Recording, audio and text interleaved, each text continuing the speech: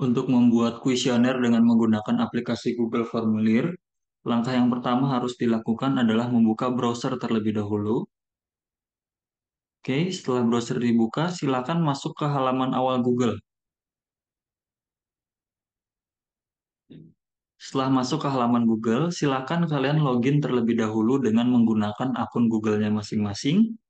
Setelah login, kemudian klik icon aplikasi Google yang terletak pada sebelah kiri bagian dari foto profil akun Google kalian. Oke, setelah diklik nantinya akan muncul beberapa aplikasi yang dikeluarkan oleh Google. Kalian klik aplikasi yang bertuliskan formulir. Oke, setelah diklik, kemudian untuk membuat formulir baru, silahkan klik pada bagian yang bergambarkan tanda plus. Yang ini ya. Oke, setelah diklik akan muncul tampilan seperti ini. Di sini kita dapat menuliskan judul formulir, deskripsi formulir, dan juga pertanyaan.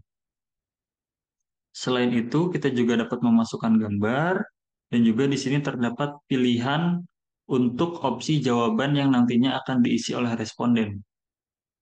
Isi jawabannya yaitu ada jawaban singkat, paragraf, pilihan ganda, kotak centang, drop down, upload file, skala linier, kisi pilihan ganda, petak kotak centang, tanggal, dan juga waktu.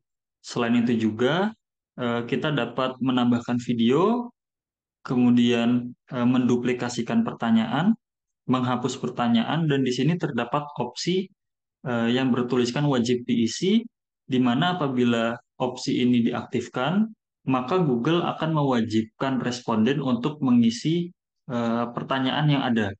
Apabila responden belum mengisi pertanyaan, maka responden tidak bisa menginput atau mengirimkan hasil kuesioner yang sudah diisi. Oke, sebagai contoh di sini saya akan coba mencontohkan bagaimana cara membuat kuesionernya. Di sini untuk judul kuesionernya akan saya tulis kuesioner kesehatan gigi dan mulut. Kemudian untuk deskripsinya akan saya tulis kuesioner terkait perilaku kesehatan gigi dan mulut pada anak. Kemudian untuk opsi pertanyaan pertama, di sini akan saya tulis nama responden. Kemudian untuk pilihan jawabannya, kita pilih yang jawaban singkat. Oke, kemudian klik opsi wajib diisi.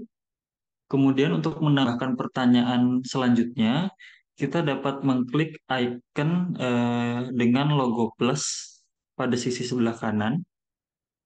Oke, kita klik, kemudian dilanjutkan, misalkan nama sekolah,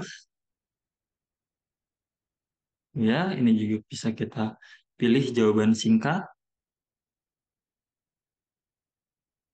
Kemudian tambahkan lagi pertanyaan selanjutnya. Eh, Selanjutnya yaitu tanggal pengambilan data. Nah, untuk pertanyaan yang terkait tanggal atau waktu, untuk pilihan opsi jawaban, di sini kita pilih tanggal atau waktu. Karena pertanyaan yang saya contohkan adalah menanyakan perihal tanggal, maka klik opsi jawaban tanggal, maka di sini akan muncul kolom pengisian bulan, hari, dan juga tahun. Oke. Selanjutnya, apabila bagian pertama mengenai pertanyaan data diri atau biodata responden sudah selesai, kita klik ke tambahkan bagian. Oke, maka di sini akan muncul bagian kedua. Di bagian kedua ini kita tuliskan pertanyaan-pertanyaan terkait kesehatan gigi dan mulut yang nantinya akan diisi oleh responden. Kita klik dulu, tambahkan pertanyaan. Di sini akan saya contohkan pertanyaannya yaitu apakah kamu semalam menyikat gigi sebelum tidur? Oke, untuk opsi pilihan jawabannya, kita pilih yang pilihan ganda. Untuk opsi ke satu, jawabannya itu ya. Opsi kedua, jawabannya tidak. Oke, ini juga wajib diisi, diaktifkan. Kemudian lakukan sampai kuesioner yang ingin Anda masukkan di Google Formulir itu selesai. Oke, kuesionernya dapat kalian lihat di buku praktikum. Nanti silahkan kalian isi masing-masing. Kemudian apabila sudah selesai, bisa klik icon yang bertuliskan kirim di sisi pojok sebelah kanan atas, diklik. Nah, kuesioner yang sudah selesai dapat dikirim melalui email. Di sini kalian tinggal memasukkan alamat email dari responden yang ingin dituju, atau bisa juga eh, dengan mengklik tautan atau link dari kuesioner yang sudah dibuat. Gitu ya, ini bisa dipersingkat linknya. Oke, jika sudah, tinggal diklik salin, lalu kirimkan ke eh, responden. Maka responden nanti tinggal mengklik tautan yang Anda kirim, kemudian mereka bisa mengisi kuesionernya. Oke, setelah kuesioner disebarkan, diisi oleh responden sampai dengan batas waktu yang ditentukan, kalian bisa melihat jawaban dari responden dengan mengklik pilihan jawaban yang ini ya. Kemudian klik link ke spreadsheet. Di sini nantinya data akan di-convert ke spreadsheet atau Microsoft Excel. Ini diklik. Di sini ada pilihan buat spreadsheet baru atau pilih spreadsheet yang ada. Kita pilih buat spreadsheet baru, kemudian klik buat.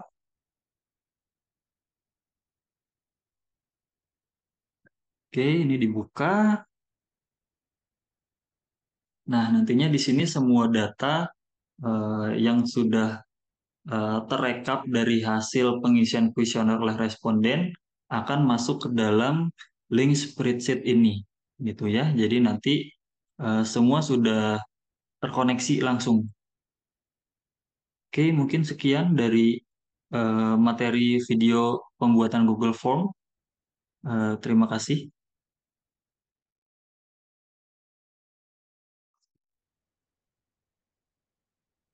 Untuk melakukan uji validitas dan uji reliabilitas dengan menggunakan aplikasi SPSS, langkah pertama yang harus dilakukan adalah memindahkan atau mengekspor terlebih dahulu data kuesioner dari responden dari Microsoft Excel atau spreadsheet ke aplikasi SPSS. Oke, di sini saya sudah memindahkan data kuesioner dari Microsoft Excel ke SPSS, di mana saya memiliki 10 pertanyaan yang diberikan nama atau ditandai dengan P1, P2, P3, P4, P5 sampai dengan P10. Kemudian pada uji validitas dan reliabilitas kali ini kuesioner sudah diisi oleh 30 responden ya. Jadi untuk uji validitas dan reliabilitas, langkah yang pertama adalah kita klik analyze, kemudian klik scale, lalu pilih reliability analysis. Nah, di sini akan ditampilkan dua kotak gitu ya, di mana kotak yang pertama yang sebelah kiri ini berisikan variabel yang sudah kita tulis di eh, SPSS atau di data view. Ini ada nomor dan juga ke bawahnya ini ada 10 pertanyaan yang saya punya gitu ya. Nah, nantinya ke 10 pertanyaan ini akan dipindahkan ke kotak item dengan cara ini kita blok aja semua, kemudian kita klik panah yang ke arah kanan, yang ini. Nah, tapi ini yang bagian nomor, ini harus dipindahkan lagi ke sebelah kiri, karena bukan bagian dari ke-10 pertanyaan. Oke, setelah itu kita klik analisis, kita klik statistik, maaf, ya, ini diulang, diklik statistik, kemudian checklist pada bagian deskriptif itu yang item, scale, dan juga yang terakhir itu scale if item delete. Kemudian klik continue. Selanjutnya kita klik OK. Nah, di sini sudah terlampir untuk output dari hasil analisis uji validitas dan juga reliabilitasnya. Yang pertama kita lihat untuk uji reliabilitasnya. Ya, hasilnya itu bertuliskan reliability statistik di mana dari data yang saya miliki itu nilai Kronsbach alpanya itu 0,947. Nah, di sini untuk ketentuannya itu apabila nilai Kronsbach alpanya lebih besar sama dengan 0,6, maka kuesioner dianggap atau dinyatakan reliable. Nah, tetapi apabila nilai Kronsbach alpanya itu kurang dari 0,6, maka kuesionernya itu tidak reliable. Nah, jadi pada data yang saya miliki di video ini, karena nilai Kronsbach alpanya 0,947, maka kuesioner dinyatakan reliable. Nah, selanjutnya untuk melihat hasil analisis uji validitas, ini dapat dilihat di bagian output item total statistik. Oke, di mana di sini sudah terlihat ya ada 10 pertanyaan di kotak yang berwarna abu-abu dan juga untuk melihat valid atau tidaknya kita fokus ke nilai corrected item total correlation-nya. Nah, sebuah pertanyaan dinyatakan valid atau tidak itu apabila nilai corrected item total correlation-nya itu lebih besar daripada nilai R tabel. Nah, sebaliknya, apabila nilai corrected item total correlation itu lebih kecil daripada R tabel, maka eh, pertanyaan pada kuesioner dianggap tidak valid. Nah, untuk mengetahui nilai R tabel, itu caranya kita buka, di sini ada tabel korelasi R, di buku praktikum pun sudah ada, ya. Kemudian di sini cara menentukannya kita lihat nilai DF-nya. DF itu sama dengan N-2. Nah, N ini itu merupakan jumlah atau total responden yang mengisi kuesioner kita yang sudah dimasukkan ke dalam SPSS sebagai data yang akan dilakukan analisis uji validitas dan juga reliabilitas. Nah, pada data yang saya miliki ini, itu tadi kan diisi oleh 30 responden. Jadinya nilai DF-nya itu DF sama dengan 30 min 2 itu sama dengan 28 ya. Nah, sekarang kita lihat di DF 28. Kemudian setelah ada di DF 28 kita lihat nilai probabilitasnya atau tingkat signifikansinya itu yang sebesar 0,05. Nah, sehingga didapatkan nilai R tabel untuk dibandingkan dengan nilai corrected item total correlation pada data ini yaitu 0,3610. Nah, jadi pertanyaan-pertanyaan yang memiliki nilai corrected item total correlation yang lebih dari 0,3610 itu apabila lebih besar dinyatakan pertanyaannya valid. Nah, apabila yang kurang dari 0,361 itu dinyatakan tidak valid.